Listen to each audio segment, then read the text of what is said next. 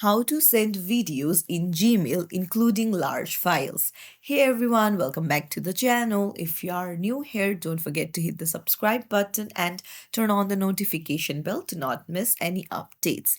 So you want to send a large video in your Gmail, then you're in the right place. Let's get started. Open up your browser and then you need to head over to your Gmail and then you can go to compose in the left hand side and something like this will pop up. Now here you can see attach files option at the bottom, tap on it and then go to where your videos are, tap on it and then hit open.